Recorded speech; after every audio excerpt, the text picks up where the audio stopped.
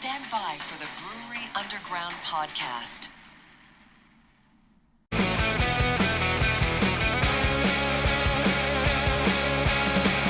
In Nashville's harbor wise, cracked and bruised when leaves the skies. Stephen Scott, they lead the way. Brewery Underground, night and day. Raise your glass, let's ignite. In this city, we unite. Raise your glass, let's ignite. In this city, we unite. Hey, everybody out there in the podcast world. I'm Steve, and he is Scott, and this is the Brewery Underground podcast. And Did you hear that? Scott, Did you hear that? Scott's getting ready. You're getting ready already. You're ready. What is that you Yes. have there? Is that I think Great it Lakes? says Yes, Great Lakes. If you can read Yeah. the label, Great Lakes Midwest Hazy IPA. And you know what's significant about this, Steve? I bought it here in Tennessee, I know it. Whoa. right, It's right a over there in beautiful East thing. Nashville, right in Nashville, Tennessee. And this guy that's on here with us probably doesn't need an introduction, but he's getting one anyway. Why don't you tell the fans who this guy is? Well, here's the thing. If you've listened to the Brewery Underground podcast for more than a minute, you know that we love our Great Lakes. And you know by now that Great Lakes is now in Tennessee after we had a petition drive going for a while. And then Great Lakes, certainly, of course, they were working it all as well. And Micah Williams, who is with Great Lakes, and we've had on before, he returns again. And thank you for returning, sir. It's a pleasure to be back. Yes. You guys, yes, Or- it finally happened. We were talking before we hit record about the whole situation. Last time I was on with you guys would have been later, 2025. I knew, I knew, but there's a little gleam in the eye. Yeah, Couldn't make it public yet. Yeah. We joked about it somewhere along the way, and probably a couple of times when we saw you. We're like, I think he had a little something, a little smirk, a little something. Yeah. He knew something. He just couldn't tell us. We I plan. think the conversations that Scott and I had at times were like, so you get the feeling it's going to happen? It's like, yeah, I get the feeling it's going to happen. Yeah, we get the feeling it's going to happen. yeah. It was when and not if. We just had that feeling. Yeah, you Good guys vibes. are correct. Yeah. And surely, Good vibes. large part thanks to you guys and your advocacy, right? We'll take a little bit of the credit. Just a little- You guys Yeah. probably had your eye on this state for a while, but if we gave it just a little bit of a nudge, we'll take A that. little bit of a nudge. And then, hey, we tapped you guys to help with the launch announcement and all that stuff. And you guys came up with some cool stuff with Chris, our CEO, and Josh, who's the regional manager and all that stuff. So it was really cool to see that all come together.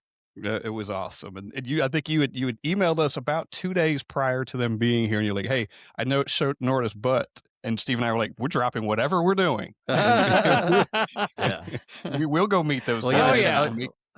Give a shout out to Littman. Thanks for the partnership. Appreciate it. So it's cool to be in Tennessee. Heard that we're being poured at a festival down there this weekend. We're recording in early April right now. So yeah. Yes. Yep. East Nashville Beer Festival is that we're going to be going to this coming weekend, and then we'll end up following up on that as far as doing a podcast and talking about them and some other folks as well. So it's great to see Great Lakes at a beer festival in Tennessee, and in fact, where I live about a half hour south of Nashville. Just this past weekend, I was at a beer and wine store, and I walked in there.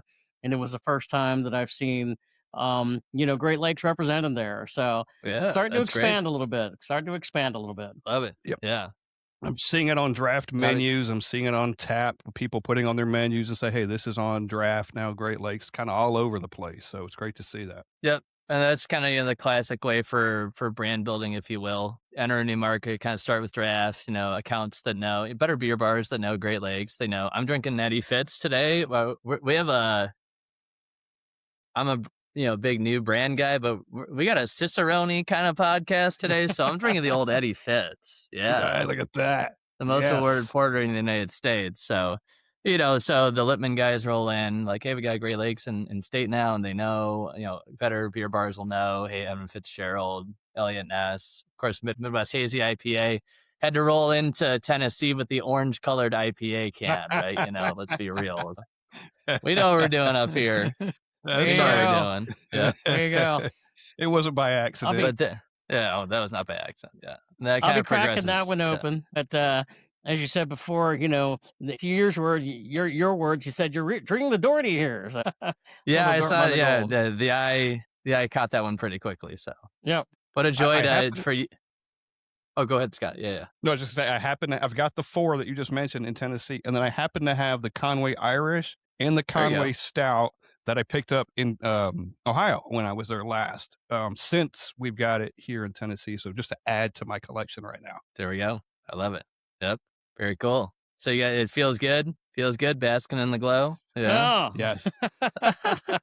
And I'll Well, tell you, we just go somewhere, and Steve did this to me the other day. You just go to a liquor store or a beer store or whatever, and he just took a picture of it being on the shelf and sent it to me. It's like, it's still surreal. Yeah, You can get it that's anywhere, not- and it's just still surreal. And that's something that I think we both have done, where we've gone to different stores and they're like, do they have it yet? Do they have it yet? There's another here a liquor store near me and they don't have it yet. And I'm ready to go in there soon and be like, when are you getting Great Lakes in here, buddy? You got to keep up with the times. But no, Yeah. it's all good. And for Yeah. those who are listening, Tennessee listeners, ask your retailer to order a case so you can buy it, right? Yes. Yep. If they don't have it, they're missing out, and they're one of They the don't few have that it, probably and- don't have it at this point. Exactly. Yeah. Let's keep it going. We love it.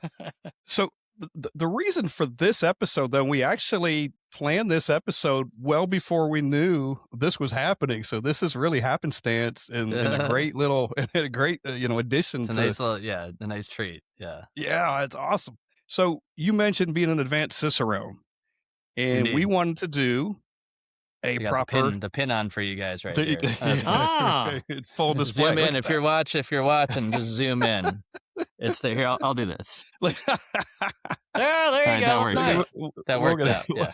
We'll get a snapshot of that for sure. That was a choice. It worked out. Yeah. Well played. Got to rock But we the wanted- pin.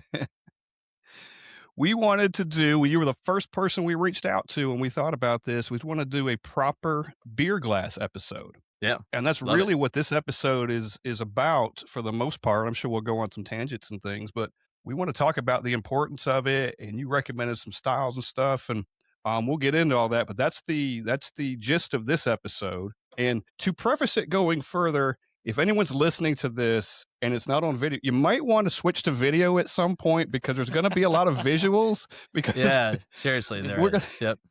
we're going Lot to of show narrate and it tell best we today. can.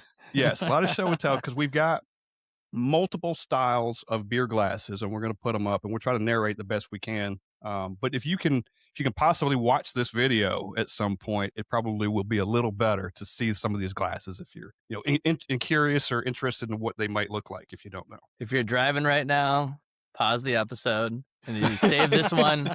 Save this one for when you're doing the dishes and stuff like that, so you can watch it too. Right. Right. Yeah. Right. Or even better, We you can went- have a beer, Great Lakes beer, while you can just watch on your little phone. Watch on the YouTubes and all that In the proper beer glass. in the proper glassware. Yeah. As I And said, that's from the a first shaker time pint I've right ever now. seen a Cicerone pen, by the way. So, it's pretty Yeah. cool. Got a patch too. I really got to put that patch on something. You got to. You And got a to. wonderful certificate, which is probably at the office right now. But yeah, the most important thing is the knowledge and sharing it with people. Yeah. You know what I mean? Like, that's why we do it. We love it. Yeah. So. Definitely. Yeah, I Is was there pumped a- when you is there- guys reached out. It was like, I do a lot more brand development focused stuff these days, but as like one of the company trainers and stuff, like I used to do a lot more of that. And this is like, all right, gotta do a Yeah. little bit of this, little blowing off of the dust and stuff like Yeah. that. But it's all in there. Yeah, Awesome. it's in there. Good. It's like riding a bike, right? You would start talking about some things. It's yeah. going to all come right back to you. Like, oh, that's a piece of cake. Yeah. By the way, Well, for I your think, Cicerone, yeah, go ahead, Scott. just real quick, is there like a continuing education with the Cicerone thing, or is it something you just do on your own, and you have to kind of Thankfully, maintain no. that? No, you just learn to a point. Yeah. So once you get the certification, for those not from, just real quick, for those, if you haven't listened to prior episodes, if you're watching right now, you don't know what Cicerone is. Easiest thing, it's the beer equivalent of sommelier. Sommelier has done a good job, publicizing themselves, and Cicerone's doing a great job as well. It's just the high-end wine world attracts a lot of attention, right? So 4 levels of the Cicerone program. There's certified beer server, which is kind of entry level, certified Cicerone, which is for so Level 1 would be for like bartenders, servers, things like that. Level 2 certified Cicerone is for like, say, managers or maybe like field sales reps. I'm an advanced Cicerone level 3. That's for like the trainer of the trainers. So maybe somebody who's going to a bunch of different, like corporate GM or, whatever the heck I do at Great Lakes, that whole kind of thing. And then Master Cicerone is, you're dedicated, basically. Yeah. So there's only 29 Master Cicerones in the world. There's 210 Advanced Cicerones in the world, so no big deal, right? And we have two at Great Lakes, which we're very proud of. My colleague in sensory and flavor development, Jacob Eden's also an Advanced Cicerone too. So, my goodness, what was the original thing you actually asked about? I think I just asking, was there a continuing kind of education thing you had to do to maintain that? So no, in Cicerone, you just get the certification, and there's I want to say this: we take ourselves seriously, but we don't take ourselves too seriously, right? So it's not like let's say you're an attorney, and it's like, well, if I don't keep up with evolving law practices, then I might misrepresent my client in court, right? Yeah. we're talking about beer here, so there's no continuing education. And then usually, if you're interested in attaining something like certified Cicerone, advanced Cicerone, you at least you're kind of in that world and you're keeping up. You know what I mean? Yep.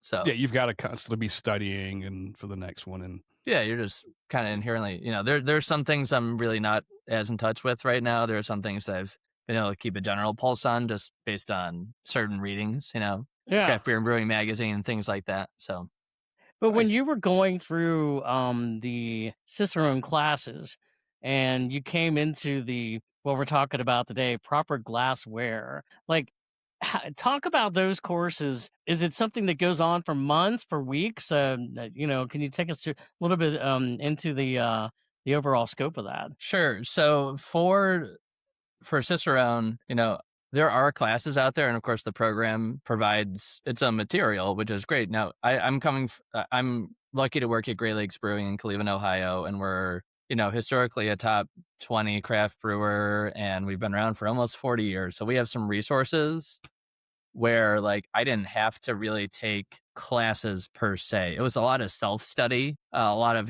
there's a suggested reading list that the program provides that has the knowledge that you need to pass the test, which of course passing the test then proves that you know the things you need to know to provide superior beer service to customers, tailors, and things like that, right? So it was more reading through this beer list, having a group to study with. We had a really great group when I passed Certified Cicerone in 2016. I think there were 5 others, I want to say, who also passed at Great Lakes that year, which was awesome. Jacob and I studied for Advanced together. We both passed in 2023. I mean, it took some time. Goodness, how many hours?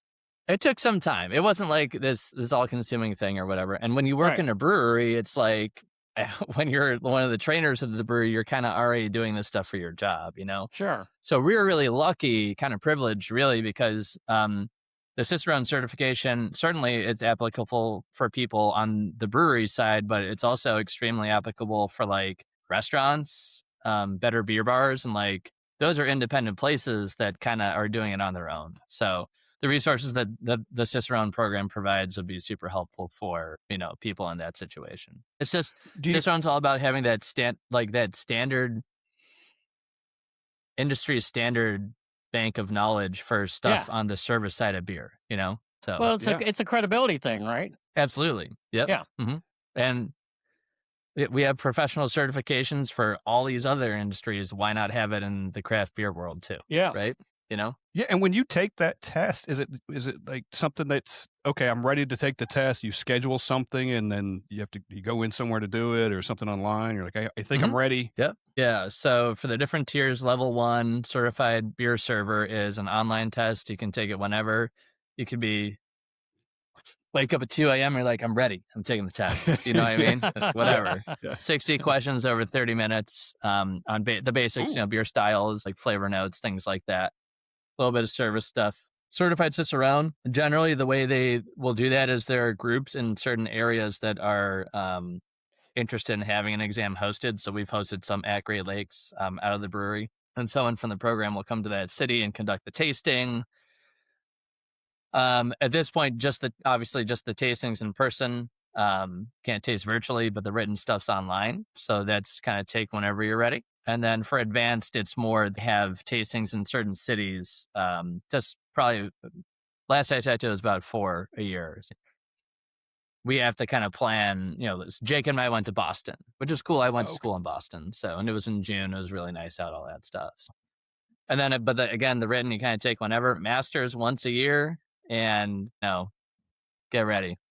Yeah. It's going to be rough. It's 2 days, 2 days, 4 tasting panels, so many oral exams. Yeah. Wow, So you really got to earn it. Yeah. Yeah, and I always tell people it's very attainable. I don't know about master stuff. But the other levels, they're always attainable if you're willing to put in the time, the effort, have the discipline. You have if anyone out there is listening and they want to attain these certifications, just find the group, find the community. And that makes, I'll tell you what, it's a lot tougher to do blind taste tests when you're studying by yourself, right? Yeah. So, oh my God, I can imagine. yeah, Well, I mean, it's not really possible, right? And the other thing, There's no Michael, the other way. thing that stands out for me is you said you were already, do you feel like you were ahead of the curve because you're already there, you're working it in the brewery where maybe other people that are going through the program, maybe they're working their way up, but they're not necessarily working at a location every day Right. and getting more of that advanced knowledge. Exactly. And then, I mean, I know I've had these conversations, like people who are not even in the industry and kind of like go and attain these certifications. It's like, good for you. Like, but there's obviously a level of passion and dedication there that, and again, there are resources out there. If you go to the Cicerone website, you see the reading list. If you buy all those books and read them and know what's in those books, you're pretty much, the other half's the tasting. Okay. It was nice when the quality guy was able to order the off flavor spikes and count it as company training because those things ain't cheap. Yeah. So what is that? That's actually, you get to taste the off flavors. Like this is what the off flavor actually is. Like it's one of the panels, and we'll kind of probably touch a little bit on this on the beer clean glassware topic, and maybe we'll get to it, maybe not, but. Part of good beer service is knowing when beer is not tasting correct. For those who are, you guys maybe not even familiar with the history of the program, Cicerone was founded in 2007 by Ray Daniels in Chicago, in part because this craft beer wave was forming. That's like when the golden age. Unfortunately, we're talking about this in historical terms. The golden age of craft beer to indicate that it has passed. Viewers out there, go buy more craft beer. Okay, That's right. It's not past. specifically Great Lakes. Yeah. But the 2010s were like this crazy explosion of growth of craft beer. So Ray, I think, kind of saw this coming. But in 2007, the level of knowledge for people in the industry was not anywhere close to what it is today, in part thanks to efforts of the Cicerone program. So the problem is you have these really awesome, full-flavored, locally brewed beers that are going through a beer line that hasn't been cleaned in ? So like you got a Dortmunder Gold and it's going through a beer line that hasn't been cleaned in 6 months, and it just tastes like butter and vinegar on the other side, right? So it's knowing what those off flavors are, what causes them. Then you can identify what the problem is, solve that problem, and then you have great tasting beer. So thankfully, we've come a long way with regards to a lot of that stuff. But knowing those off flavors is important. So, and then of course, more importantly, knowing the positive flavors, identifying styles, all that kind of stuff. That's interesting. Yeah. That's interesting. It's it's like you have to go through the bad to get to the good almost. Like you have to know what those things taste like. You need to know both. Yeah. We love there's always this emphasis on the off flavors, which to be fair, that's a core part of the tasting exam is the off flavors, but like let's focus on the positive flavor training too. Like what is this beer style supposed to taste like, and so on and so forth. Yes. That's the more important part. And thankfully, thankfully quality standards have been raised. So you don't see quite as much of the, diacetyl ridden draft lines and ancient 3-year-old beer being served and stuff like that. So we don't want that. Unless it's the barley wine, that's a different story, but Right. Yeah. Well, quality's improved, but also there's consistency now, right? It's like a brewer's back Yes. then, you can make one good and then not, and try to duplicate it the next time, and it's not as good for some reason, and that's part of it, I would imagine. Totally. Right? You can have consistency. And Right. people notice. Okay. So since we're all drinking Great Lakes, kind of like the same styles almost, what is the proper beer glass for what we're drinking? Okay. Yeah. Great segue. Ironically, Steve go- isn't even drinking out of a glass. Sorry. Well, and I knew I was gonna wait for that. Okay. There's a proper way and an improper way. So I'll go back and demo it when I'm on to the next beer. But for those of you out there listening right now, if you haven't crack another beer and grab a glass if it's not already in a glass. But you tilt the glass at a 45-degree angle and pour it kind of right down the middle of the glass. And then once you're about 2/3 or 3/4 of the way up the glass, you kind of go like this. And I'll demonstrate it again later on. But by the way, guys, this is not the reason why this is not the primary reason why I asked to postpone the episode, but I did the no beer Lent thing and all that stuff. So it's way better recording in Easter now than last week when it was still Lent. So Yeah. Because it would have been like I would have done the podcast without having a beer, but it's way better if I actually have a beer. You know what I mean? Yeah. So, yeah. They'll be like, We were excited to get to the beer and just went straight to it. Yeah. The goal when you tilt the glass like that, pour it down the middle. The goal is when you get to a full pour, you have a nice 1 or 2 finger layer of foam on top of your beer. And I know, I think we've gotten pretty good on educating people on why foam is important, but not everybody knows that. Some people see the foam and they're like, yo, where's the rest of my beer? That whole kind of thing. Like that foam is extremely important. So what the foam does is, first of all, it looks good. Foam is a part of beer. It's like wine doesn't have foam. Bourbon doesn't have foam, all that kind of stuff. When you have a really properly poured beer, that little inch or so worth of foam on top, it just looks great. And it's the way that beer is supposed to look, right? But more importantly, foam actually helps channel the aromatics of the beer into your nasal passageway. It's kind of like a membrane almost, if you will. And when you don't have that foam, it's actually harder to perceive the aroma of the beer that's there. So having that foam is actually very important. So that proper pour is going to help achieve that. If you pour way too slow, you're not going to get the foam formation. Obviously, if you pour too fast, you're going to make a mess. So don't do that either. You're going to waste some beer. But having that, when you just pour it slow and steady, not too slow, but exactly the right rate, that 45-degree angle, it helps promote that nice 1 or 2 finger layer of foam. Is there anything to the carbonation as far as like if you got foam in the glass, it's not necessarily in your stomach too? Is there something to that?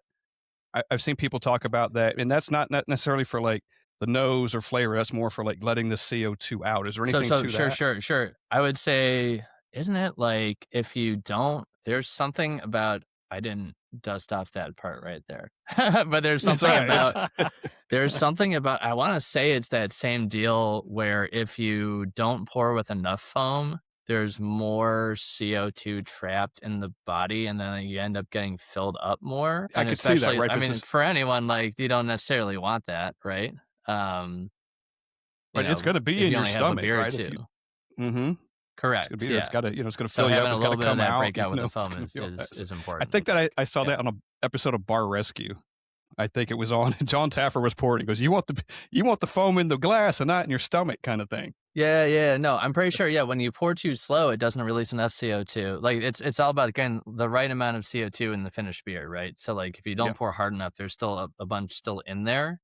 And so it's going to end up in your stomach. You're going to feel a little bloated, and then you might not get that next beer that you would normally get. Right. Okay. Which is very sad, right? Very sad. Yes, I can't have another. Or whatever, you're eating food and you're not able to finish your food, that whole kind of thing. Yeah. So I'm going to hold up a glass here also from Great Lakes. It is the Christmas Ale. There we go. Glass. Nice. Okay. Right there. So here's a question. I've got one as well. Why is this a perfect glass for Christmas ale? Yeah. So it is a good glass for Christmas ale on the packaging. If you look at it, we put a little icon for suggested glassware, it's fairly general. I think we have a little snifter on there, but so the glass that you were holding up, I have something somewhat similar to it, but I kind of put it in the snifter-ish territory. This is kind of a funkier looking snifter. It's a little bit more angular and new school and all that. It doesn't even have a stem. But so what that I would categorize that glass under snifter. And actually, in addition to Christmas ale, I would say that that's an ideal glass for almost any beer out there. So it's got a ton of advantages for sensory perception. In particular, glasses like that are good for like more malt forward and higher ABV styles. I wouldn't even necessarily consider Christmas ale to be that high ABV at that point, even though it's 7.5. But we're thinking stuff like imperial stouts, barley wines, double IPAs can work well in kind of it's a little bit more of a tulip, but it fits in with the snifter theme. Okay. Snifter. So do you consider this a snifter? Is this a snifter? Or is that's this more like a tulip, but not like the Belgian tulip, you know? Okay, so to me, that glass right there is fulfilling the same function that a snifter does, right? Because it's got some taper in. So that taper in, and it works for Christmas ale, which is an intensely flavored beer, but for especially the super high octane beers like those styles I just mentioned, it helps kind of funnel the aromatics a little bit more. So it makes an already fairly intense flavored beer taste even more so. It's kind of like when the glass kind of opens up, it allows aromatics to like escape a little bit more. So when there's that taper in, now the glass you guys showed, it has a little bit of straight towards the top. But this one right here is like, this is very concentrated, right? Yeah. So that really helps. You really retain all the aromatics from those very intensely flavored beers by kind of funneling them right into the nose right there. That makes sense. Well, okay. and maybe this isn't what you necessarily would think that you're going for, but when I was drinking Christmas ale and this a few months ago, I'm like, you feel like in a glass like this, you're drinking a beer that's really special. Absolutely. Yeah. And the snifter or tulip like that kind of tulip does convey a certain kind of, special occasion type thing.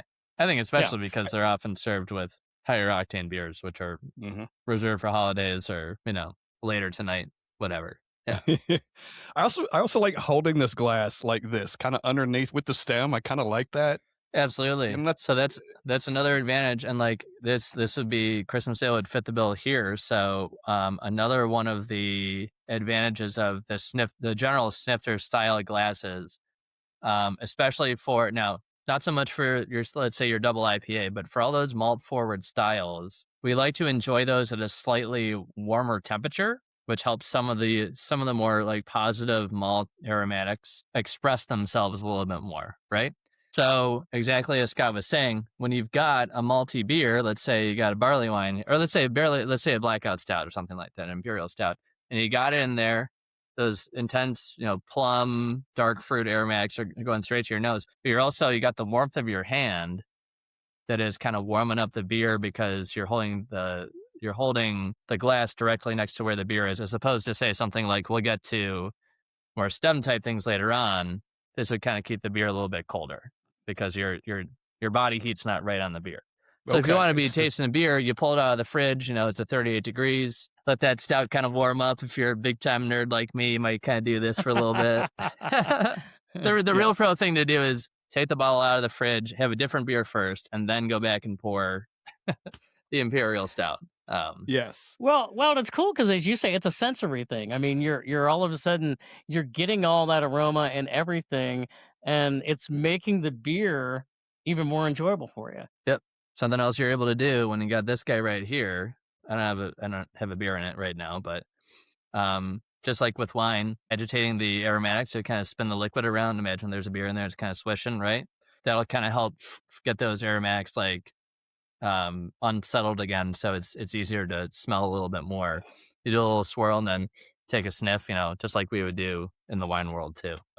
But you can do it. I mean, I can do it for this, but it's that those aromatics are, again, they're going to kind of escape out into the atmosphere as opposed to going straight to your nose. So those tapered sides are really big. Yeah, so talk to that. So what we're both holding, I think Steve's got one too, is what they call. It's just like a standard IPA glass, right? What do they? That guy's the shaker pint, and I made Shaker the conscious choice. We're doing the proper glassware episode, and I was like, screw it, I'm just gonna use the shaker pint. Okay, so the whole thing with shaker pint, it's supposed to say like a snifter. Snifter is great for all these different sensory perception, and it's ultimately what it's about is you taste the beer better in certain styles of glassware. This glass right here, the shaker pint, was never designed to be used for beer. It's called a shaker pint because it's what a bartender uses to mix a cocktail. Yeah. So you got the metal thing, and then you've got the glass, and you're shaking it, right? Yeah, because it fits perfectly on the other end of that thing, right? Darn it, these things are really freaking convenient, right? I mean, they're so just like you can stack them. Back in the day when I was, I started at Great Lakes in our brew pub, and I've got my hand down to my knee, and I've got 15 glasses stacked up, and I just go to the bar, and you can stack them 5 high, and they don't take up a ton of space. They're cheap, all that stuff, but they don't do anything to help the beer. And, that's not the fault. It's a basic glass. So we all happen to be drinking from those because, again, they're very convenient. They're very affordable. But the shaker pint that you see everywhere doesn't really have any advantages for making the beer better. Okay. Now, and in the end, you can still have a very good beer experience drinking a beer from a shaker pint. I'm not like crying right now because I'm having my fits from a shaker pint or anything. It's great. But if you want it to be even better, you might want to do something else. So what we do at the brew pub, the Great Lakes Brew Pub in downtown Cleveland in the Ohio City neighborhood, is we use a Nonic pint. Very Not nice segue. that different, but slightly different. By the way, I got to give some shout outs while I'm doing this. So shout out to our Brewers Guild, the Ohio Craft Brewers Association. This is the snifter style glasses from their Winter Warmer event. This is actually in early 2021. Still COVID time. We did events like at the tap rooms rather than one big beer fest. And then, again, this is a Cicerone style podcast, so we can shout out the brother. And I got this glass at the Firestone Walker tap room in Venice Beach right before we flew back through LAX from my cousin's weddings. It's really cool. It's a Nonic style glass. It's kind of in the British realm. Obviously, sniffer is American. It's kind of Americanish, maybe Britishish too, but like sniffer used for brandy, used for bourbon, stuff like that. Nonic glass is definitely designed as a beer glass. So Nonic, to my knowledge, literally it's a Nonic because it means no nick. It's got this little bulb right here. And when you're stacking this style of glass, it's a lot less less likely that the glasses will chip as you're stacking them. So literally the style of the glass, Nonic is no nick. It actually directly relates to the storage. So there is an element of convenience with the Nonic glass, but then it's got some elements to it that just elevate the presentation of the beer just a little bit. There's something about that little ridge right there that just adds a little extra something. Like the foam stand will kind of maybe land right on top of the ridge. The glass is also designed for comfort. So there's something about like that ridge right there. You put your hand around it and it just sits really nicely in your hand. Whereas there's something almost cold about I don't know, kind of just riffing there, cold about the shaker pint. But it's almost like it's a little glove type thing, right? There's actually something to fit your hand around. So it's a traditional British, glass. This is a 20-ouncer right here, so that's the imperial pint. We do 20-ounce pours at the brew pub, but we also the standard size is 16, like the American pints. Okay. I have one more example from Great Lakes, and that would be one of my favorite beers. Here we go. The vivacious glass. Yep. No, we don't have vivacious here, and I don't have one. We don't have in Tennessee yet. But what type of glass is this, and what other than vivacious, or what style would you recommend for this, if there is one? So that's jumping completely to proprietary whatever. It looks cool, Okay. right? It is cool as shit. It's got the purple bottom. It says vivacious on it. There you go. So, we've got our snifter, just ideal glass for sense perception. We've got our Nonic, which is convenient but slightly elevated presentation. There's a whole world of glassware, and for any of y'all watching out there right now who kind of follow craft beer stuff, there's just like all sorts of zany glasses that people put their beer into. Now, that's in particular, just like we work with a glassware supplier, and that's one of the shapes that they have. And honestly, it's like Vivacious, that brand has if viewers out there are familiar with or look it up on the website right now, it's got sound waves on the can. I wouldn't be surprised if when we were developing that glass, it was like, oh, look, the glass has kind of got the waves, right? You can see right here. I'm not a part of procurement and stuff like that, but I'm riffing. I'm going to guess that's part of how that one ended up that way.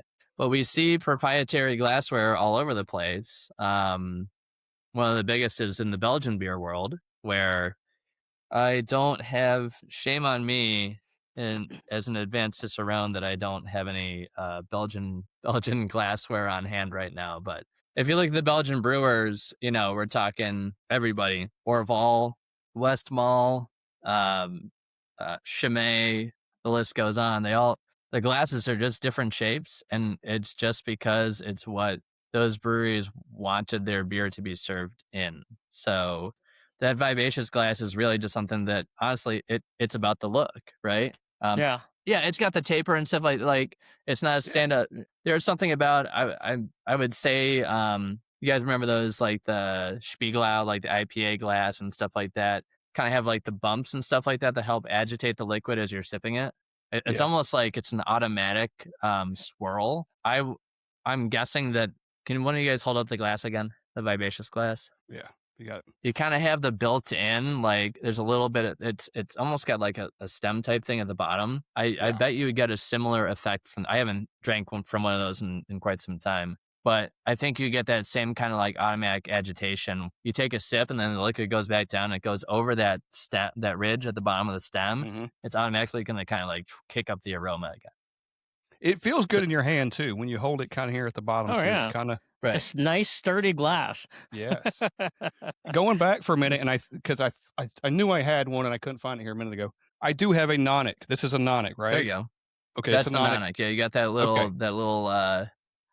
little ridge right there towards the top. Yep. So it's from a Actually, Natural Brewery I have Stokehouse. one of those. I just didn't get it out for this particular one. Yeah, I had something else stacked on top of it over here, so I knew I had one somewhere. That's a nice glass. I don't use it often enough. Yeah, and I don't use it a ton at home. Like, when it's, let's say it's a weekend Sunday, something like that, and I want to do the session beers, kind of sipping on stuff all day, I'll take this guy and I'll crack in, because it's a 20 ounce, or I'll crack open a couple session beer cans, and then it's almost like I've got the session beer pint. I'm not pouring from a tap at home or anything like that, but it's also just good. Like the Nonic is going to be good for any. It's easy to associate the country of origin and the beer styles that then go into it, right? So like IPA, porter, lower ABV stouts, like an Irish stout would work well in the Nonic. If you're thinking of Great Lakes beers, Midwest IPA, I'm drinking Edmund Fitzgerald, so that would work well in the Nonic. Irish This stout, would work yeah. well. That would work well. Nice. I think so. Yeah. I've got a beer here. Let's jump to another one. And Steve, you've got one too. This Voss beer. I assume it's Voss beer. It's I say wheat beer. Yeah, Voss. There we go. Voss beer. Thank you Okay. for not saying vase. I know. Yeah. And I believe it's this Voss. one. Is it not correct? Is that? Yeah, you got Okay. a Voss right there. Yeah. It's There we go. really tall. You can describe it. Very It's tall. really tall.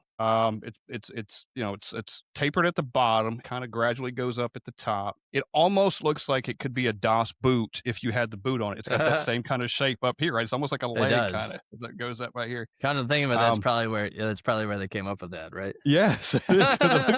Like I see the top of Steve's, it looks like a leg or like the lamp from I totally see Christmas it. Story, like the top of it. But it's very Leave me in hardy. the window. Yeah. And I'm guessing, and I don't know. I'm going to pour one here. I'll find out. But I'm guessing this holds probably more than 16 ounces, or maybe there's different ones and different sizes. But this looks like a large glass. It's a large glass. So the vase, specifically is designed so it's German, probably Bavarian, and it's specifically designed for Weissbier which we often call Hefeweizen here in the United States. So Weiss beer would be traditional Southern German wheat beer. And these styles are very highly carbonated. So at a notably higher level of carbonation than typical American craft beers. That's part of the reason why if you get like Weihenstephaner and stuff like that, you might notice they're in really thick glass bottles. That's because in part they're like carved to this really high level. So to keep the integrity of the vessel intact, it's thicker glass. So because there's so much more carbonation, that means there's going to be that much more foam production when you pour the beer. That you got the slender bottom, and then it kind of comes out to that bulbous top. Yep. And then probably a slightly larger volume. You can have a half liter, but many are bigger than that. That allows you to pour the entire beer in there, have all the liquid, and also have this really beautiful large plume of foam at the top. And the foam pretty much takes up that bulbous part towards the top. Oh, very nice. And Steve. Steve's got that that Hefeweizen too on screen right now. Okay. All right. I'm going to pour one too. I've got an actual There you go. Hefeweizen too. Is that what you poured, Steve? All right. Let me try. Let me do this. Oh, a little spillage. It's okay. No, and I poured the Midwest Hazy. It's the Midwest Hazy. It's got wheat in it. It works. Yeah. I was like, Weiss beer, for those out there, Weiss beer is literally wheat beer in German. Hefeweizen is literally just translated as yeast wheat, because this style traditionally it's one of the very few styles that is traditionally served with the yeast present, which is part of what gives it the cloudy appearance. So a decent pour? There's a slight, do you guys have yeah, it's looking good. It's looking good. Do you guys have a slight taper at the top of the vase? Because sometimes they'll have those to kind of help maybe concentrate. There's a lot of banana clove that goes into this style, so that taper can kind of help with that. Okay, yeah. This one doesn't have it, but that is okay. So I poured a 16-ounce can, and that's probably a 20-ounce glass, I'd guess, if you fill it to the top. But yeah, kind of perfect. Yeah, I think so. Yep. We actually so at Great Lakes we don't make we don't package at least a traditional German wheat.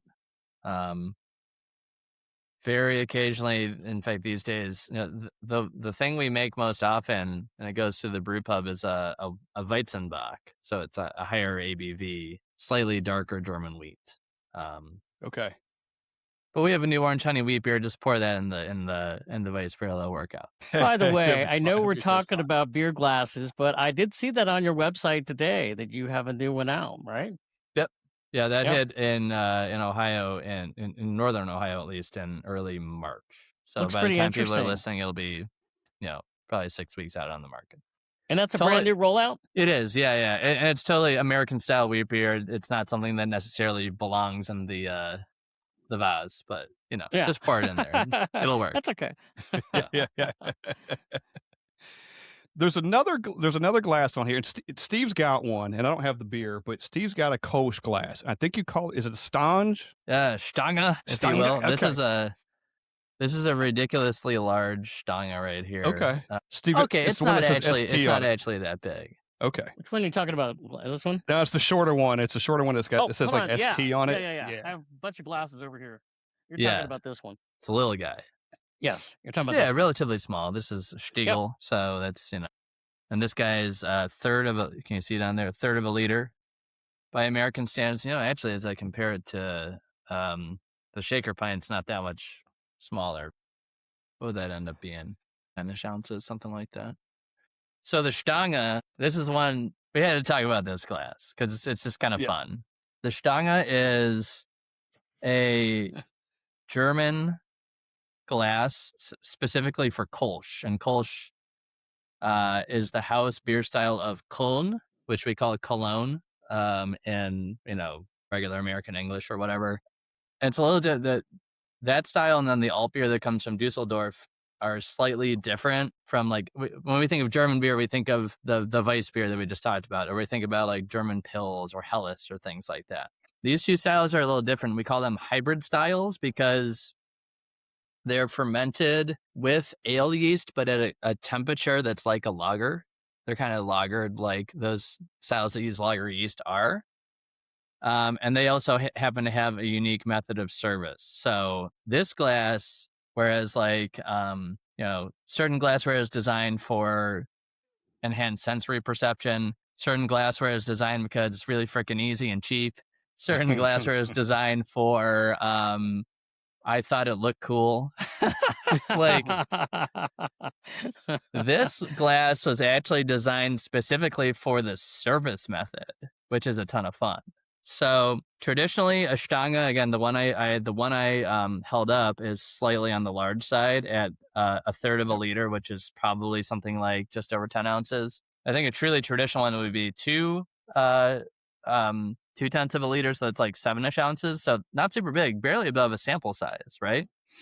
What we consider if you went to a tap room today. But we're talking about a beer that's like Kolsch. It's like 4.5%. Yeah. It's maybe got a touch more character than like an American lager, but it's that same kind of drinking experience where it's like you kind of just like don't think about it and you keep drinking it, right? So it's a little counterintuitive because you think like, okay, well, you'd want like a bigger serving of that, right? If you're just kind of drinking it and it's lower ABV.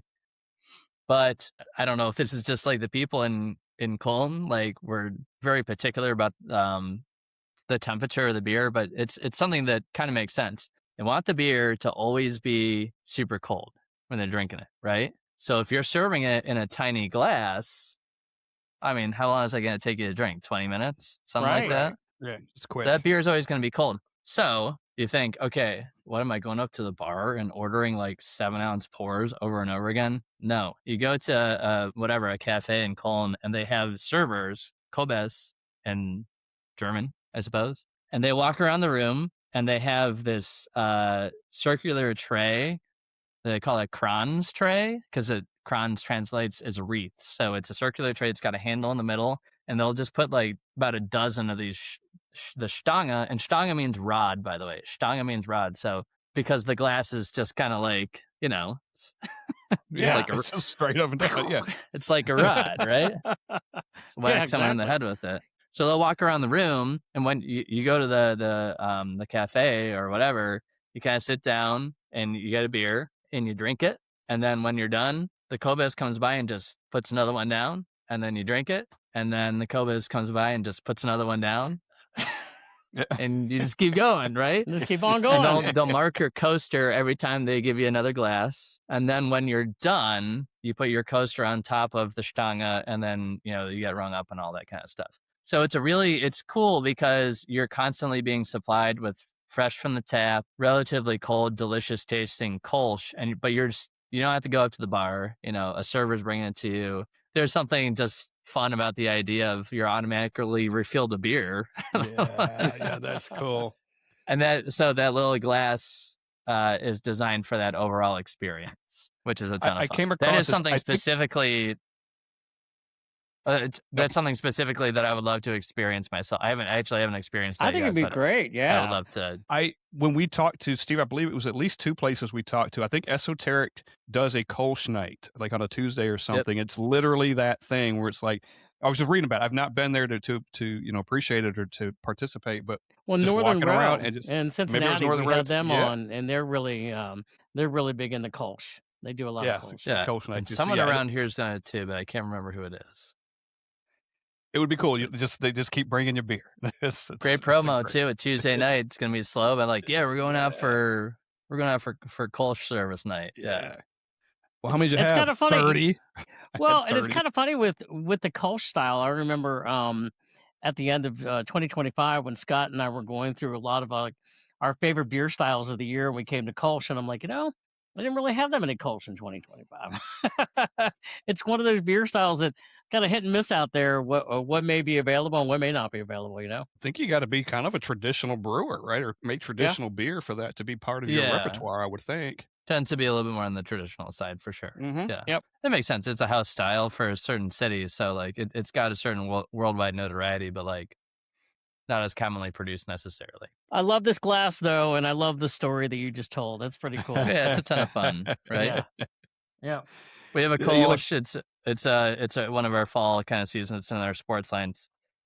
73 Kolsch, collaboration with Joe Thomas, famous lineman from the Cleveland that's Browns. right. So Remember that? We talked about that before. Yeah. the Browns beer. So I don't know. You might need to make the make an exception and have that Stange be a little bigger because you're gonna need a little bit more beer for the brownies. Yeah, we love our brownies, but it's just how it turns out. It's been Right. a long season. Just how it turns out. You're going to need something bigger. I love it. Yeah. Yeah. One of the things, and we talked about this, the shaker pint. I recently got rid of a bunch of mine. I keep the ones I like, especially this one. But those are the types I would steal from places because they would just be cool or had a logo or something up, but they're easy to get. But then I just had so many, I had to give them away. Like I actually gave them back to a local tap house just because I was like, I don't need. But I have acquired, and I've got several more. But I've acquired more of the particular styles that we're talking about today. Those types of, the more unique or the more specialized one. I love it. I'm just looking to see if I have anything else down here that I didn't show off yet. Yeah. Well, one of the other ones that you put on your list that you highlighted for us was the Czech mug, and yes, and I'm really excited about this one because we got these mugs at the last minute. Literally, I got them last week. Oh, I couldn't find them anywhere, and literally somebody was going out of business and they had some, and we got them.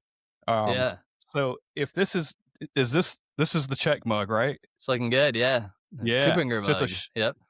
It's like a mug, but it's like short and dimply, right? It's got the dimples in it. This one's from Barrique, by the way. They're just, Yep. And then before I got these, what Steve was showing you, I found these little miniatures. They actually were full of mustard. I got them from a German shop. They were really yes. But they're cool little. Yeah. And I didn't know if that was a Czech mug or not, but it was the closest thing I had until about a week ago. And I got these other ones. So Yeah. You guys look like you got the real deal because those guys, yeah. So I guess part of the deal with the Czech mug. Well, Scott, what were you going to say? I was just going to say, you were just saying this was a really hot item right now. So right now, and we're thinking it's a fruit of like the COVID, like stay at home time and all that stuff, where when people weren't going out to tap rooms quite as much, and brewers had more time on their hands to tinker around with lagers, and consequently, people going to those tap rooms, I'm surmising here, got to experience better lagers. And of course, at Great Lakes, we've always made great lagers, and Dortmunder and Elliot Ness and stuff. But like en masse, craft beer was so focused on hop forward styles for a long time. So coming out of COVID, a lot of brewers had the time to, lay a beer down for 3 months or whatever. So there was a lot going on. So we've seen this resurgence in lager beer brewing. And now, like, especially at the smaller tap rooms, there's like, I would say it's probably a little expected to have some cool lager beers on. And like consumers are starting to actually actively look. In the industry, we've been saying, this year's the year of the lager. It's the year of the lager. But like last year actually probably was the year of the lager. And now like it's kind of expected that smaller craft brewers will have some lagers on tap. And probably the trendiest of those is the Czech style lagers. Yeah. Which of course, like Czech Pils, that's the thing that put lager on the map, right? So, yeah. But specifically with Czech Pils or really any Czech style lager this kind of ties into the method of service too, along with the glass helping sensory perception. So it's a good marriage of multiple things here. In a Czech, so Stange had its own unique method of service, but that was more about the frequency of it reaching the table. Czech lager has a distinct method of service in that it is poured from that side pull faucet that you'll see it's been a little bit more popular at tap rooms lately. And what that side pull faucet allows you to do is control the flow rate of the liquid going into the glass so that you're able to create this really rich, thick, beautiful layer of foam on top of the liquid. And the glass can you guys hold up the mug again? Mm-hmm. You got this big, kind of elegant curved mug, and it's got this big old opening. So this is one of the rare times where in beer service, you actually plunge the tap, the side pull faucet, the Lucre faucet into the beer, and beer kind of comes out at the bottom, and then you kind of fill out the glass and then create foam on top. So that foam layer actually kind of like protects the beer from oxygen when it's in the glass and all that. It's really cool stuff. And this is just like the way the Czechs drink their beer, but it's become very popular in like American tap rooms recently. So there's, in addition to the glassware itself, there's also that difference in the way that literally the beer is dispensed that makes this a little bit more unique. That large opening kind of helps, provide space for that foam to be formed. And then, of course, we're talking about lagers. So as opposed to like going back to the snifter, where if you have a higher ABV beer that's more malt forward, you might want to let that warm up. Lager, we don't want it to be ice cold. We don't want a frozen shaker pint glass coming out of the freezer filled with, filled with whatever. But we still want these beers to be enjoyed on the colder side of things. So when you're holding your glass by a handle, your body heat's not rapidly increasing the temperature of the beer. Yeah. So that handle's important. Yep. And that's for any lager style. I have a Masskrug here, German style, but it achieves a similar thing. This is just meant this is a small Masskrug, right? Weinstefan. It's only a half liter. Really should be a full liter. I think Scott and I got the biggers. I didn't feel like bringing I didn't feel like calling the full liter Stein over here, but when it's Oktoberfest season, we'll roll with that. Why not? So yeah, that Czech mug has been, it's been hot lately in large part because Czech lagers have been receiving a lot of attention. And they're delicious. Czech lagers are kind of like one of those styles it's the best of all worlds because they're so complex and flavorful, but you can also just sit down and drink one and have a conversation with a friend. And then all of a sudden you're done and you're like, oh, time for the next one, Yeah, absolutely. To your point, when I was looking for these, I looked online, eBay, all these places, couldn't find them. Or if I found one, it was like $40. I came across these, not everything else, but I found a lot of stuff at Goodwill. Like I found a bunch of glasses at Goodwill for like, $2, two glasses for $4. Couldn't find anything close to these, and probably to your point, because they're eating them up. Someone's eating them up, but it's a great glass. Yep. Especially if you got a Luker faucet at home, which nobody does here.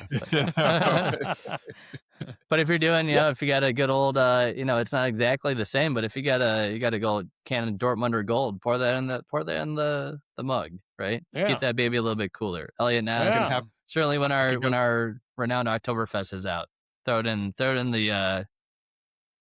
some sort of mug with a handle. So yeah, I was gonna say, Oktoberfest, obviously it is a big deal, and it'll be up here in a few months. So proper glassware for Oktoberfest. Big deal at Great Lakes. Big ass glass. Yeah. Big moss. Oktoberfest, again, this is and again, this is just the half liter, but it's designed something like this. Yeah. It's a beer that's designed for a party, so it's supposed to be obviously responsibly and all that stuff, but it's designed to be consumed in quantity and all that stuff. So yeah. Yep. I have one of those half that you've got. Those are nice too, though, if you're just drinking it at home, because to lug this thing around sometimes is a pain in the ass. Hey guys, I'm going to do the pour. I'm going to do the proper pour. Are we ready? All right, let's. Yep. I know I should have done it at the beginning, but I'm going to do it now. There we go. 45-degree angle, right down the middle. Yep, brings the glass in. Look at that. Just that's two. It's just a little bit more than two. That's not bad though, right? That's a professional pour right there. That Wasn't is expecting lovely. anything less. Yeah. Yeah, we had to demo it. We had to demo it for the crowd. So it looked great. I'd rather the foam go a little bit on the higher end, and then it's going to settle out real nice. You know what I mean? That does. Look at it. It comes just above the glass too. Oh, that's so nice. That's people, really foam. Nice. Foam's a beautiful thing. There's nothing wrong with foam. Let's dive into the foam mustache. But we're not done with the glassware yet, but let's jump to something and let's talk about clean glassware. Yeah, and that'd be great. Specifically, we'll get into beer clean glass day also. But a lot of places I go to, and maybe it's most places, before they pour your beer, whether it's the right glassware or not, I see them do a rinse. That's a good sign, right? Not that the glass isn't clean, but you want to give it that final rinse. Why is that important? And why is clean glassware important anyway? Yeah, so the thing with clean glassware generally, and for those who are listening right now, part of the thesis for this episode was the Cicerone program has promoted Beer Clean Glass Day on the fourth Saturday of April. I did not look up why they chose that particular date, but for whatever reason, and I'm not even sure they're actively promoting it this year either, but I know about it. There you go. I fear it's a good theme. I fear it's a good theme for this, but it's on the site April 26th. Yeah, super, and I think it's actually the 25th this year, which is why I'm not sure if they're actively promoting it or not, because that was last year's date. That might be the wrong year, yeah.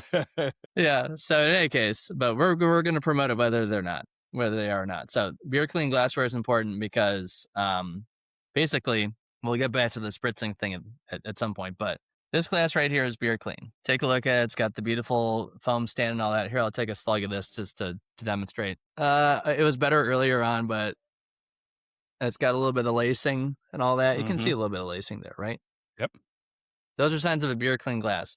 What we mean by that is there's clean and there's beer clean. So clean is, okay, like I put something in my dishwasher and it ran the cycle and the bacteria is dead. Like I'm not going to get sick. Like there's no more big chunks of something. Right. Beer clean is something different. And for those of you who are listening, I'm sure most of you are people at home and you drink beer at home and, you have to clean your own glassware and stuff like that.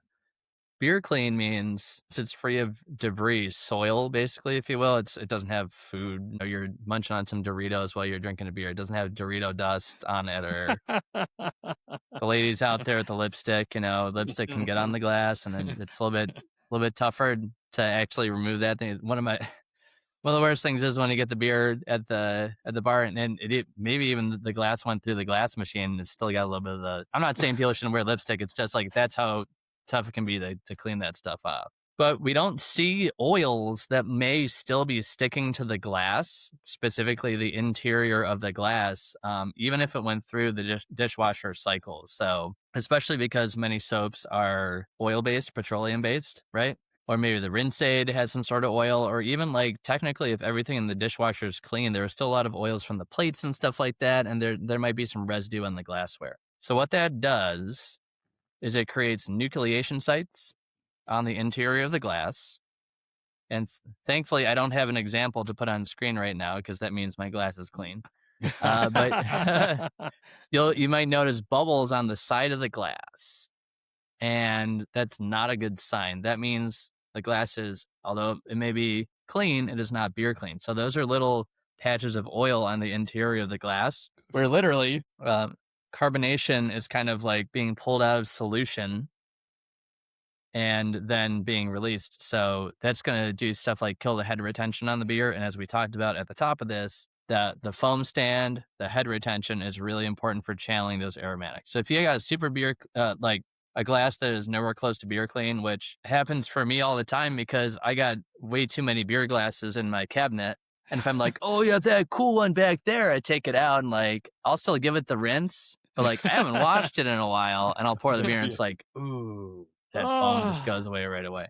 Yeah. So that's why beer clean glassware is important, because we got those oils on the interior of the glass, or even just, again, if a glass is sitting in storage and it's got dust and all sorts of stuff all over it, or like I'm cooking in my kitchen, right? And stuff just being emitted out into the atmosphere and little particulates might get on the glassware, right? It's going to kill the head retention and you're just not going to be able to smell the beer as well, which means you're not going to be able to taste the beer as well. And it's not going to be as pleasant of an experience. It's not going to look good either. So I truly wonder how many people actually think about that. Yeah. And again, it's probably gotten better as the years have gone on, but there's probably still work to do with it too. Yeah. Well, and it's something we've learned. That's hence part of the, why we have in this episode is we've realized the more beer we drink and the better places we go, it is proper glassware.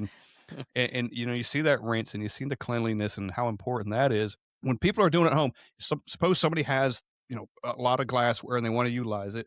What's a good way for them to make sure they keep it clean, or proper ways to clean at home? Take it out of the dishwasher, hand wash it. Is that better? So hand wash is the way to go. Yeah. So you don't want to be cleaning your beer glassware in the dishwasher. In addition to oils, that are going to inevitably coat the glass one way or the other. Like if you're mixing in, actually, I guess what I'm thinking a little bit more is don't put other stuff. I'll get to that. Don't put other stuff in your glass, in your beer glass, or don't put milk and stuff like that in there, right? But for the actual cleaning, hand wash is the way to go. Technically speaking, you can get access to non-oil based soap and use that. Not gonna lie, I'm using Dawn. It's got some oil, and maybe I'm starting to get some lacing right there on the glass. See it there, boys? Yeah, I'm got a little bit of lacing, but maybe I'd have even more lacing if I weren't using Dawn. Definitely the way to go, because you don't want contact from, again, all that. Just think you're putting your beer glassware in something that's got all this crap from the food that you're eating, right? And obviously everything gets clean, but it's still like, is it perfectly clean? Maybe not. So hand washing is the way to go. Ideally, you have a non-oil based soap that you can use, and that's what we would use professionally. Professionally, our brew pub has a glass machine where we can put a rack in there, and it's an automatic rinse cycle. Frequently, what you see is the 3 sink method, where server, bartender, busser, whatever, barback dunks the glassware in 3 different sinks. One's to clean, one's to sanitize, and the last one's to rinse. So you can do that at home, but really what I do, and it works out just fine, is take that glass, sponge, get the Dawn on there, and just give it a good, rigorous, scrub on the inside. I like to scrub the rim of the glass too. We're putting our mouths on those things, gross, all that. And then the outside too. Why not polish it up? It was actually, I was noticing it. This looks nice and shiny on the camera and stuff like that. So There you go. so that's the way to go. Definitely the hand wash. So it's just not in contact with any of the food or stuff like that. If you can do a non-oil based soap, that's truly the way to go. But even this guy right here who works at a brewery and doing this, it's tough, right? It's tough. Yeah. But if you can go the extra mile, go for it. And then very important is when you're drying your glassware is to do it on a rack where it's open air underneath, so that you're not stacking wet glassware on top of each other. It's going to create mustiness and all that. And then if you're, wiping down with a rag or something like that, you got the chance to really reintroduce those oils or just get little fuzzies all over the glass, all that kind of stuff. So it takes a little bit of time, but it's totally worth it. It's almost a little ritual for me. Like I'll build up a little bit, in the sink and take care of 6 or 8 at one time or whatever. And then you kind of get, you're watching the babies. That's good. Yeah. Right.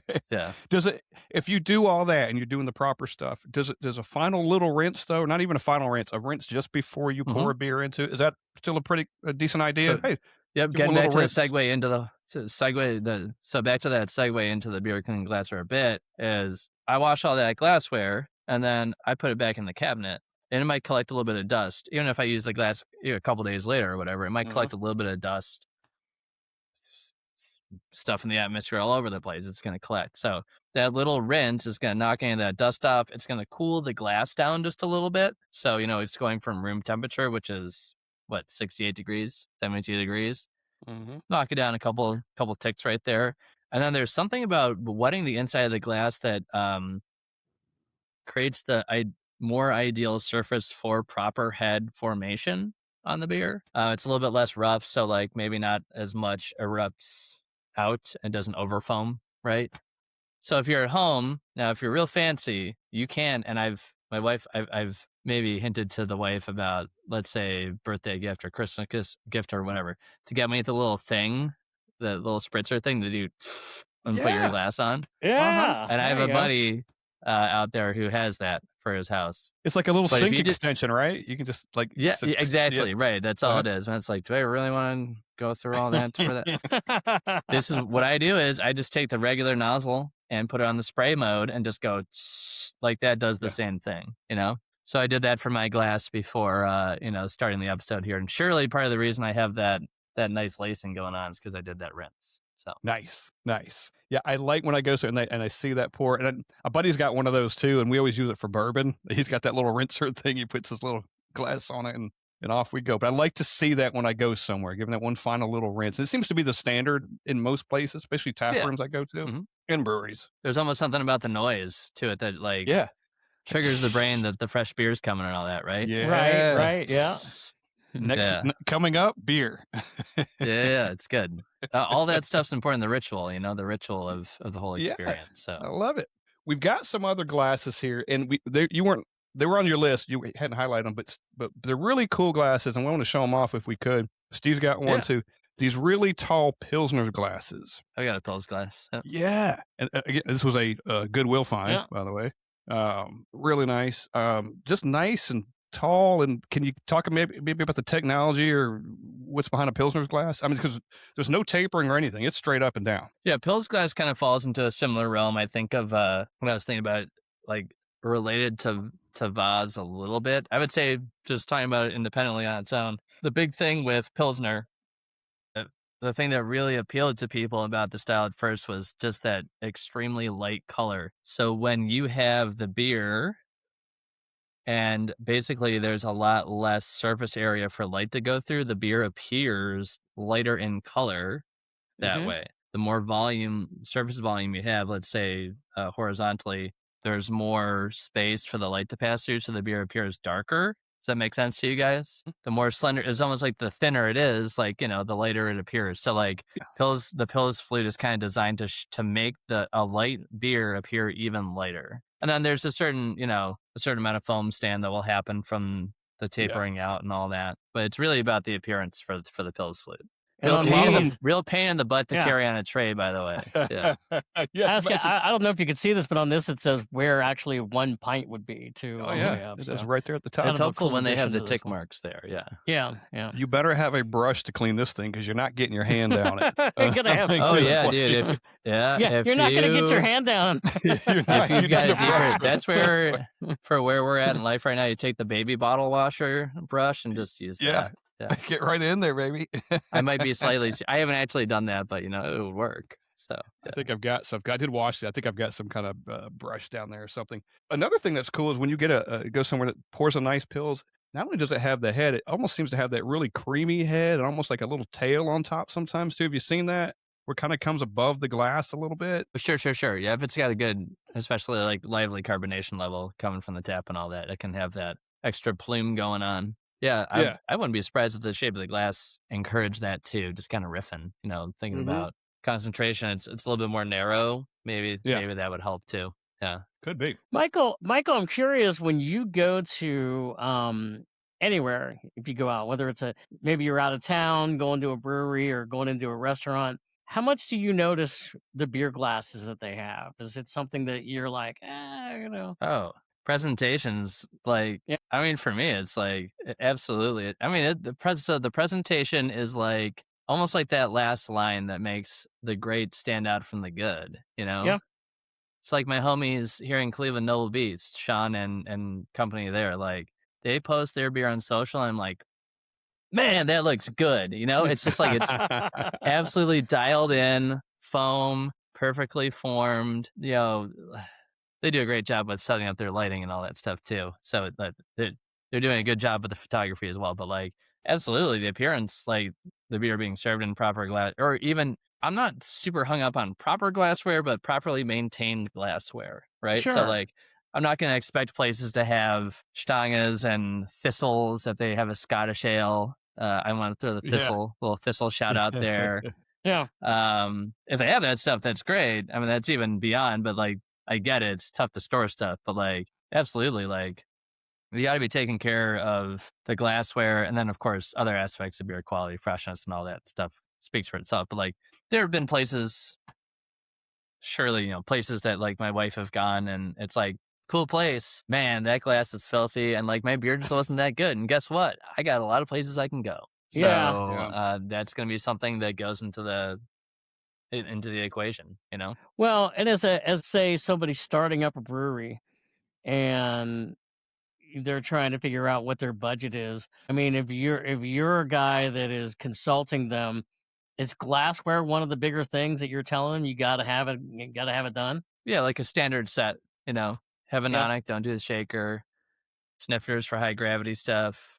I think the mug, I don't know how expensive those mugs are, but if you can do the mugs for the lagers, that kind of stuff, even just like 4 or 5 options, Yeah. If everything comes in a nonic, okay, it's not the end of the world. But if you can provide a little bit of differentiation, you probably want the high gravity stuff in a smaller snifter. You don't necessarily want full pints of vibaceous are great, but yeah.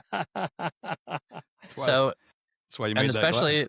we can go back to the old, like, there's not as much beer consumption happening right now. The places that are still operating, theoretically, there's then that much more onus on everyone to make yourself stand out. So if you can provide that element of proper glassware, properly clean glassware, and all that kind of stuff, it's gonna give you a leg up. Making it It's part fun. of the It's just fun. Yeah, That's it. yeah, that's what I was gonna say. I was about to say that, making it part of the brewery experience, right? Yeah. Mm-hmm. And if Looking for you're a shaker pint at home, man, give me a give me something different when I'm going out. yeah. Yeah, exactly.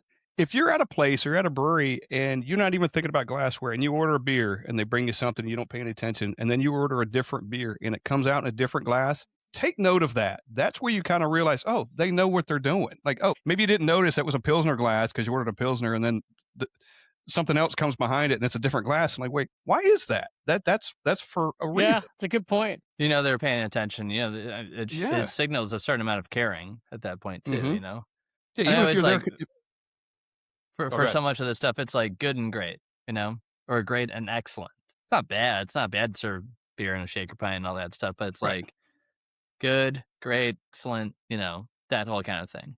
Yeah, I love those. Why not have it be excellent? Let's have it be excellent. Why not? The right Let's glass. strive for excellence. It's nice and clean, right? It's just perfect. And then the beer looks great, smells great, tastes great.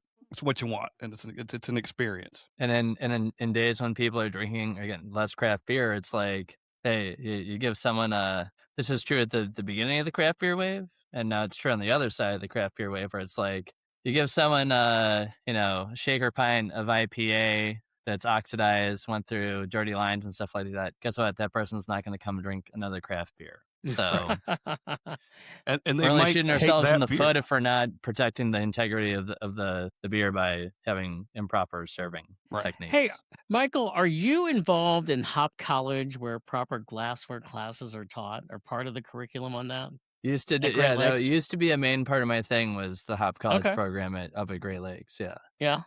And the guys, like, I'm sure at some point we could get to the topic of proper glassware and all that stuff. Beer quality. Oh my goodness. Do we do beer quality classes?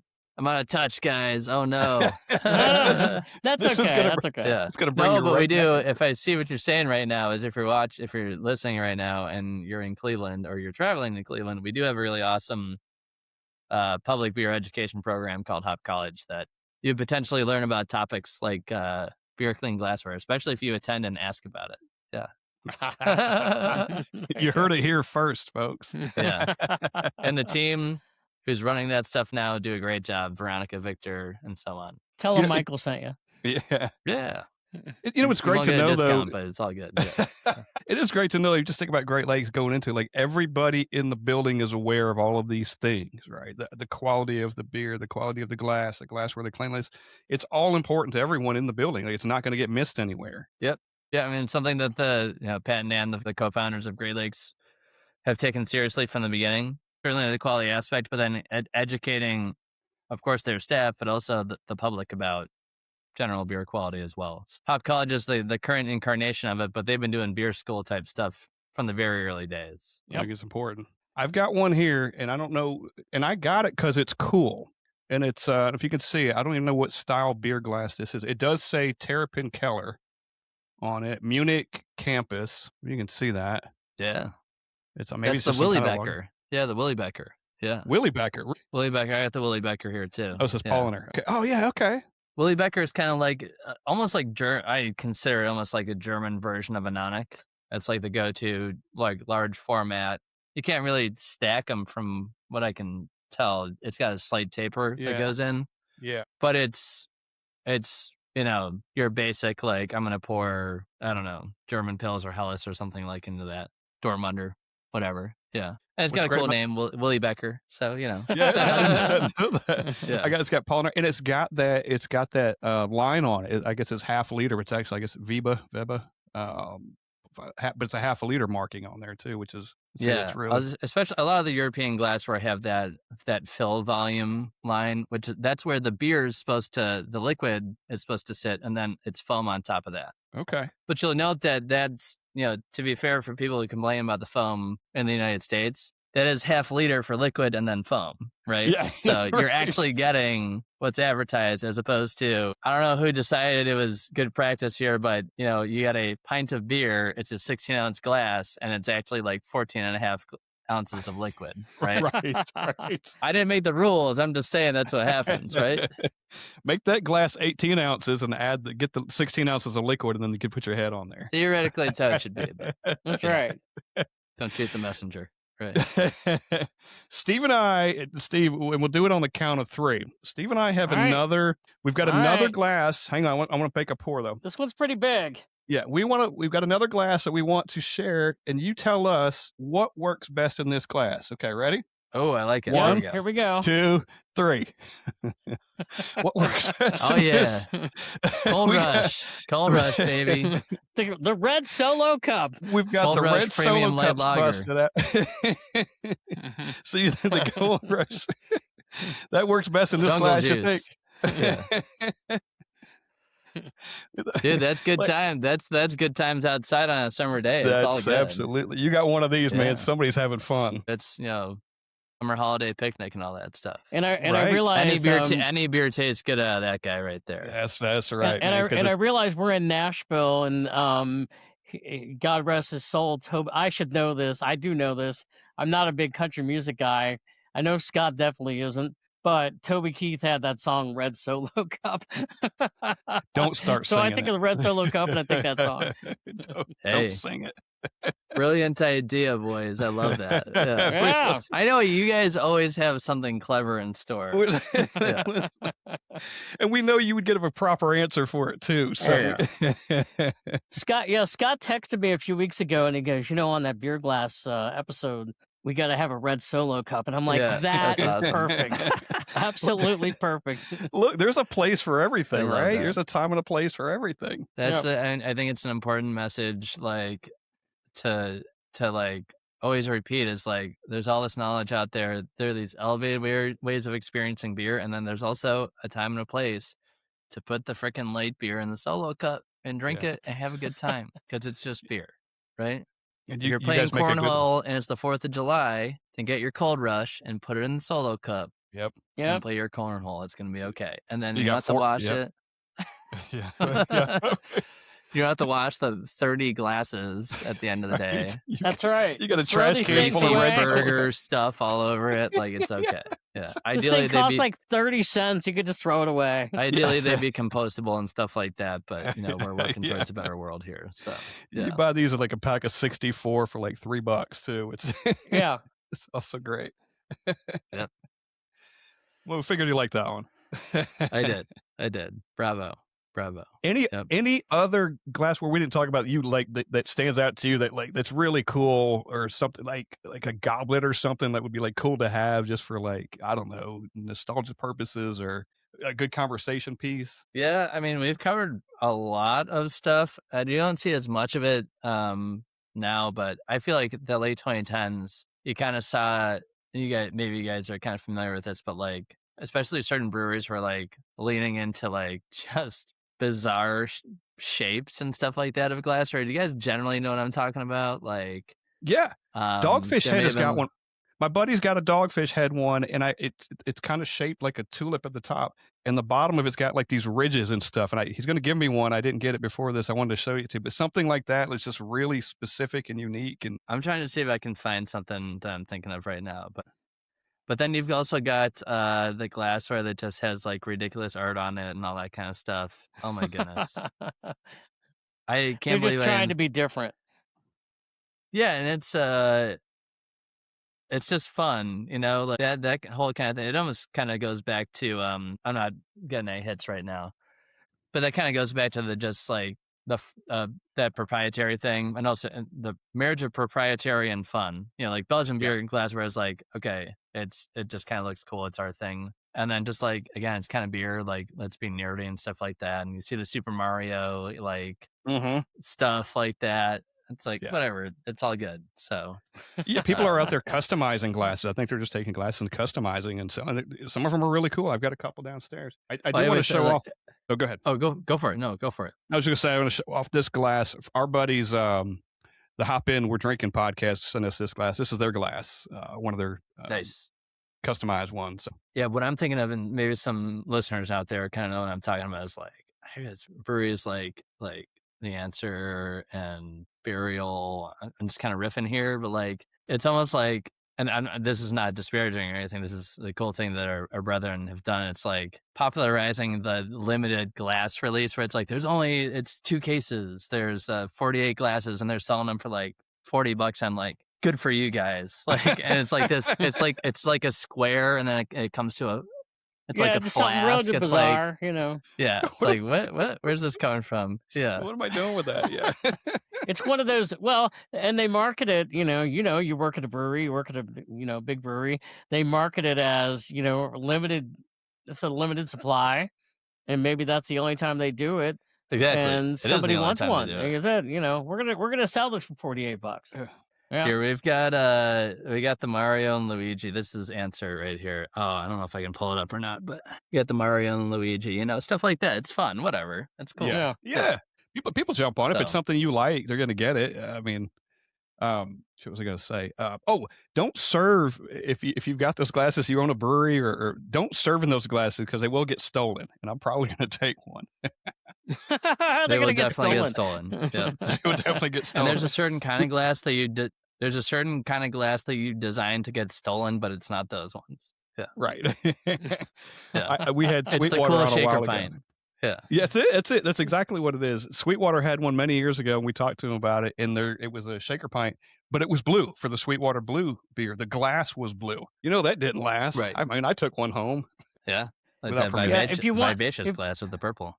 Yeah, if you want it That's to right. get stolen, I'm serving just it. serve these. Yeah, there you go. Can you imagine being in a place and they're rinsing these before they serve them to you? Just splits in half. Yeah. Yeah. Anyway, man, we don't want to keep you forever. Steve, you got anything else for Michael? We always have him back on again if he'll join us. We got a lot of other topics to cover, guys. I have a feeling he's you're a going to wealth come of back knowledge. soon. We've only You're a scratched the surface here, so yeah. Well, you're our second And you guys are awesome. timer. Second three. Okay, there we go. I like that. We were keeping track. Yeah. Yeah. Who's the other three timer? Crazy Gnome, That Grayson. would be, Grayson Miller, owner of Grayson Crazy Miller, Gnome here yep. in Nashville. Down there in He's Nashville. local. Yeah. Yep. Yeah. Cool. I'll take But- that All being a right. 3-timer for being up here. Yeah. Yeah. And it's always, we always come from a different angle every time. You're a wealth of knowledge, and we appreciate you so much. We just like to bullshit anyway. It's just a lot of fun doing Oh, that. that's what these podcasts are all about, right? Sure, Yeah. of course. You know us. It's a good time, a little education. Yeah. Yeah. That's We'll a try lot to of throw fun. some of We that in appreciate there. you guys. We appreciate the fandom, the advocacy, and all that stuff. And it's good that Great Lakes is in Tennessee. We That's right. love it. We love it. We As- can't get enough of it. As we've said, bring Great Lakes to Tennessee. Oh, by the way, Great Lakes is in Tennessee. So there you Nice. go. Yep. Yes, yes. We thank you for All that right. too. You're part of that. It's part of our I story. got a little left. Michael, we can't thank you enough. It's always a pleasure. Fun times, guys. Appreciate it. Thanks Cheers, for having us Michael. on. See you soon. Cheers. Brewery Underground Podcast. Cheers. Cheers. Cheers to proper glassware.